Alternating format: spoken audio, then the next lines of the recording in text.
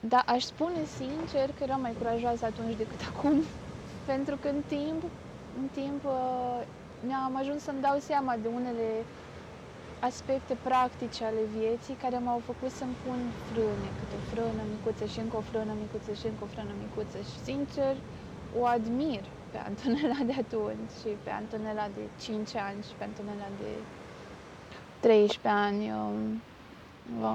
Atunci aș spune că aveam mai puține frâne decât acum. Acum învăț să-mi dezasamblez frânele. Dar, da, și eu mă felicit pentru curajul meu de atunci.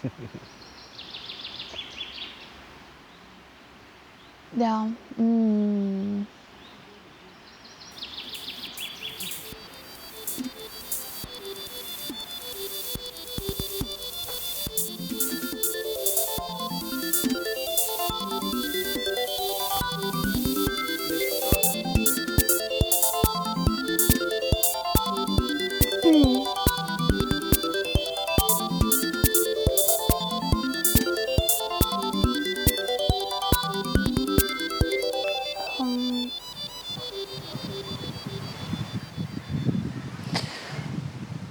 Da, la 19 ani, la 19 ani mă pregăteam să plec din orașul meu către facultate, spre Cluj.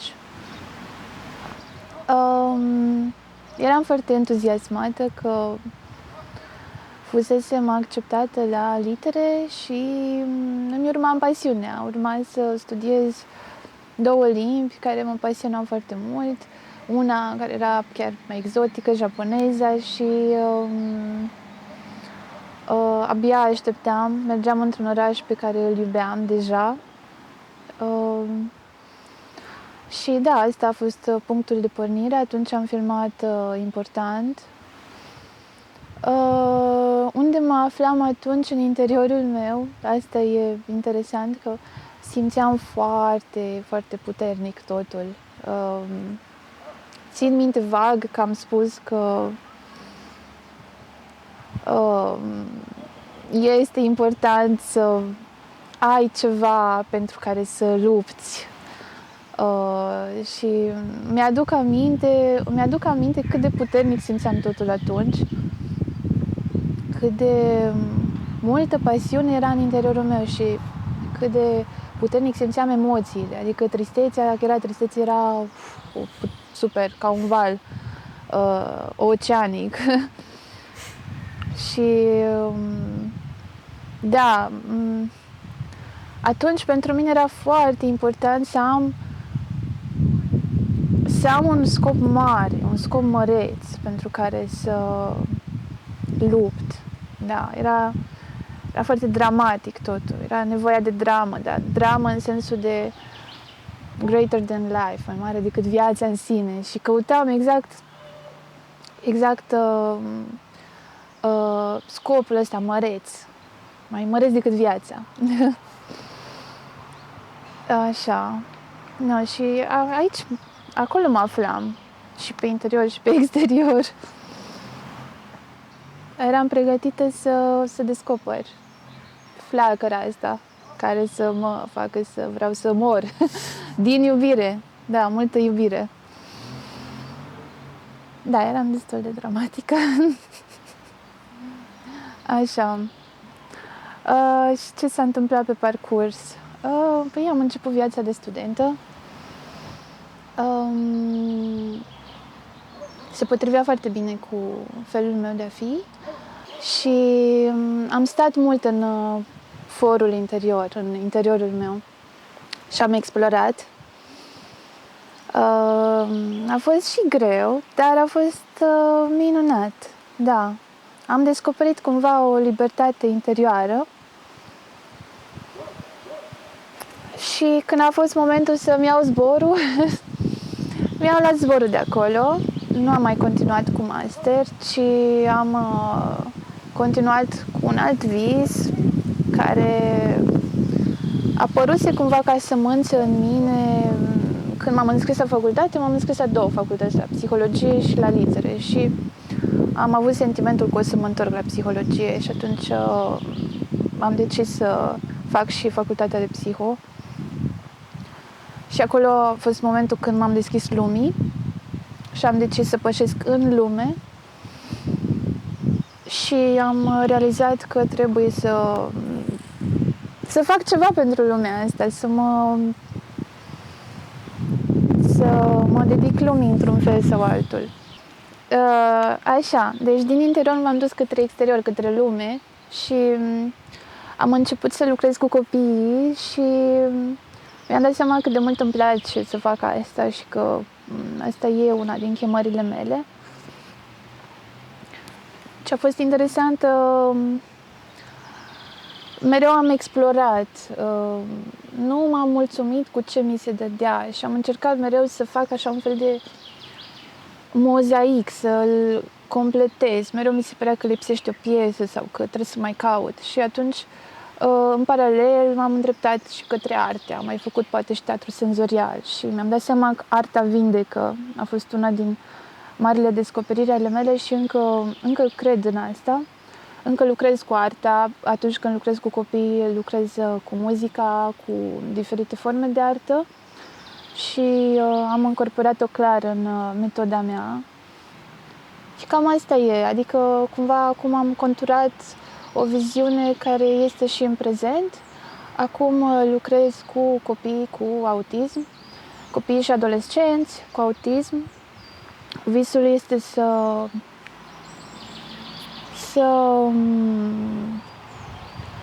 creez un spațiu în care să crească o comunitate pentru ei.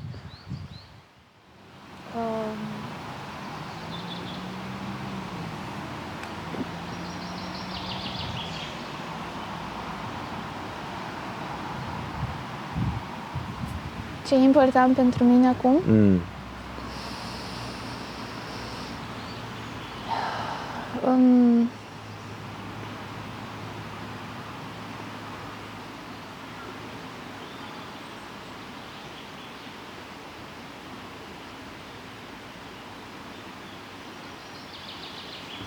Da, e important.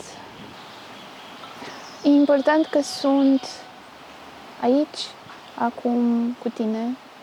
Da, pentru mine e important să fiu prezentă. Să fiu prezentă în acest moment. Să fiu prezentă cu tine, cu mine, cu ciripitul ăsta, cu vântul care se aude și apa și știu că ce e important pentru mine va ieși din acest moment, din ce se întâmplă acum.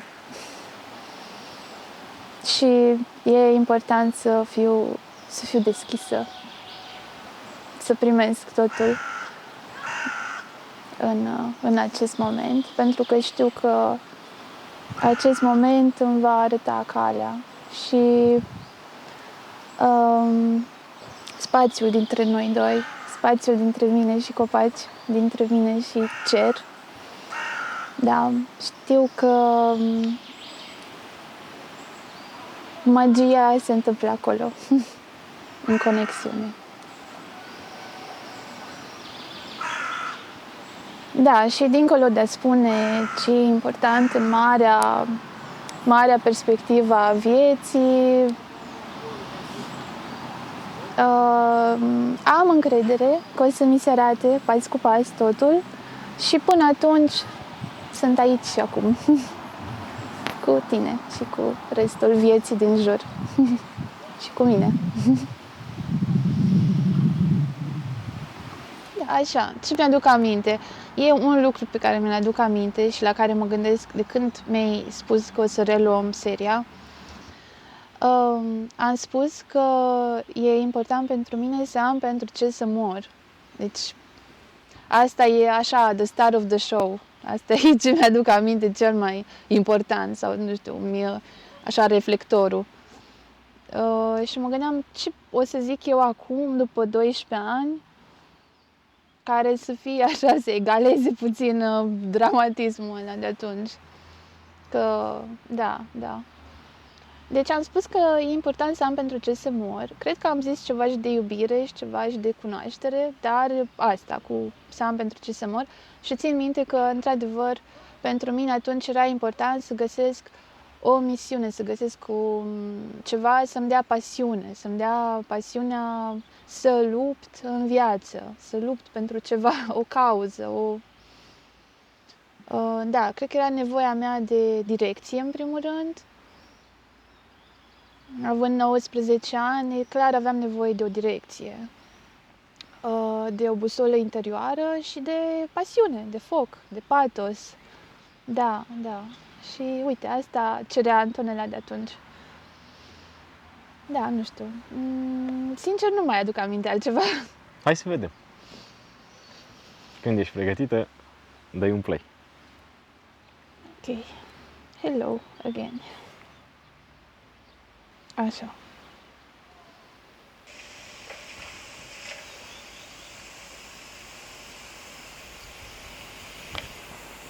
Când ești gata, putem să începem.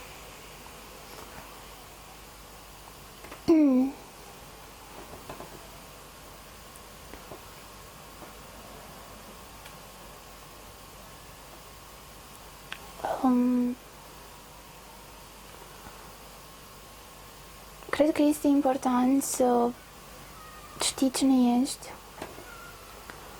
și eu cred că este greu să știi cine ești, adică cred că trebuie să parcurgi un drum și e important pentru că abia atunci când știi cine ești, știi pentru ce trăiești și știi pentru ce ai muri și eu m-aș simți împlinită să am un lucru în viața mea pentru care aș muri, adică să simt ceva atât de puternic încât să fiu în stare să sacrific tot. Și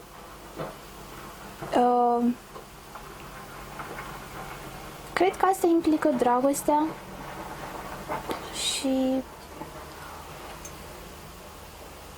atunci în principiu dragostea aici spusesem tot și nu mai știam ce să zic. Și cunoașterea. Cred că sunt foarte importante și cred că se determină una pe cealaltă.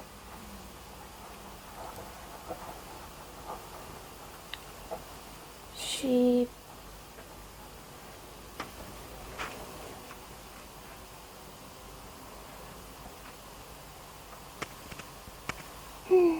important este să fii la locul potrivit, în momentul potrivit. Și cred că să mai vorbesc, că am spus tot.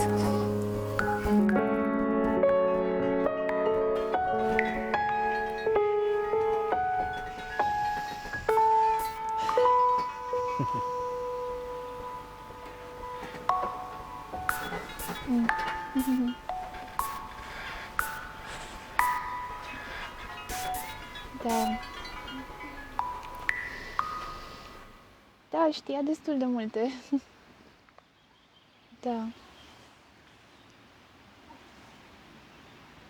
Destul de înțeleaptă, e așa. Că sunt lucruri la care mă întorc din nou și din nou. Deci, tu vezi că nu țineam minte că am spus că e important să știi cine ești și că de acolo, de fapt, pornește totul. De acolo începe călătoria, de la a ști cine ești. Da.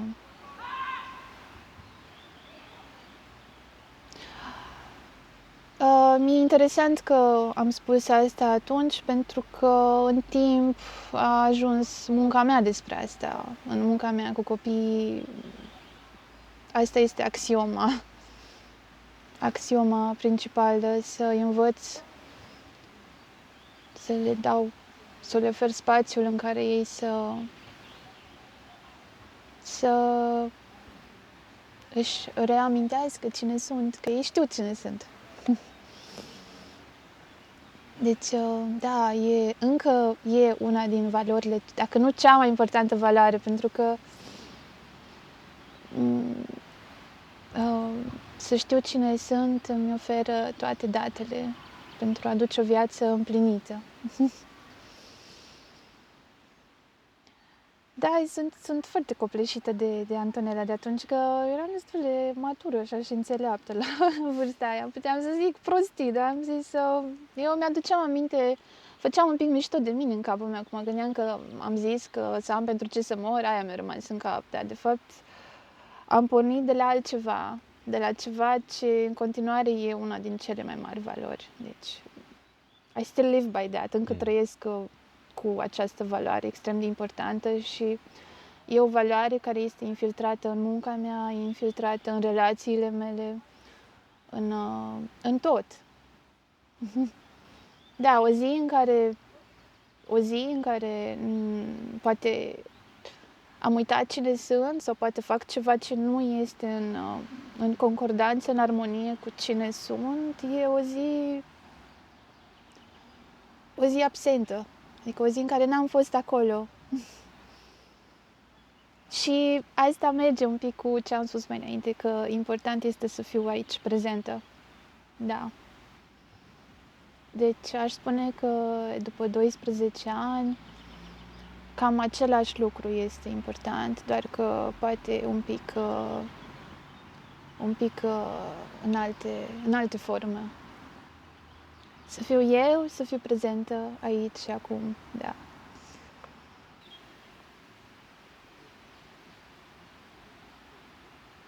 Ok, pentru următorii 10 ani văd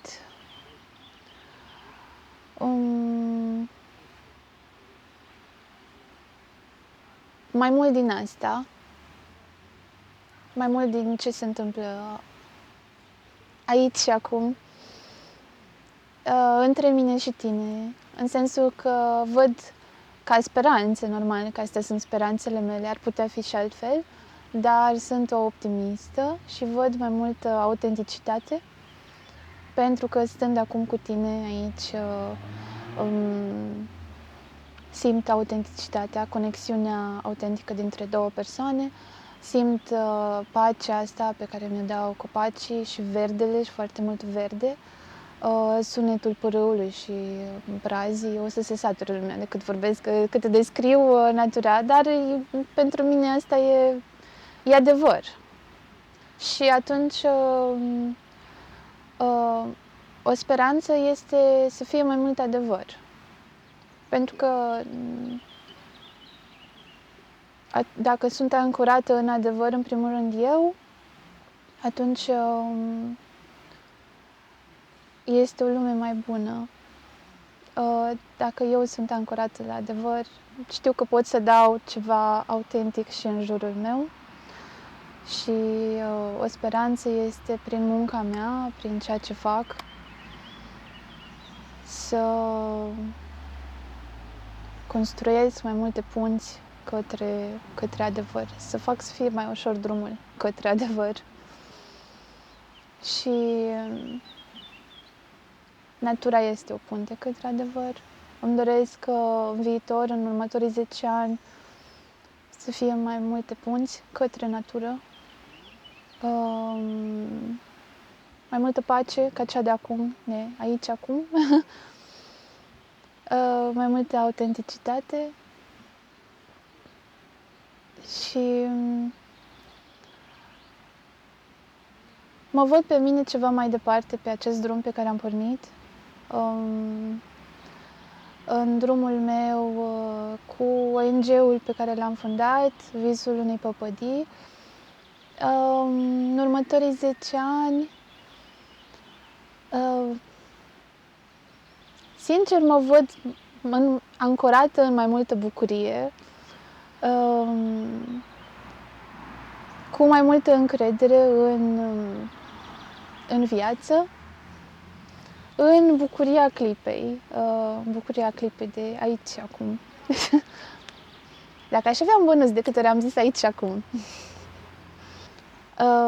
Așa mă văd, tot mai mult și mai mult ancorată în bucuria unui copil de a fi aici acum, de a fi ancorat în prezent. Și am toată încrederea că orice se naște din acea bucurie e bine, e un lucru bun și e un lucru adevărat.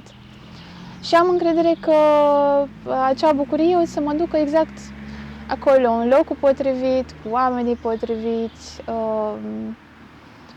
și da, sper că Antonella de peste 10 ani o să mă salute și o să-mi spună ai avut dreptate și asta este foarte important.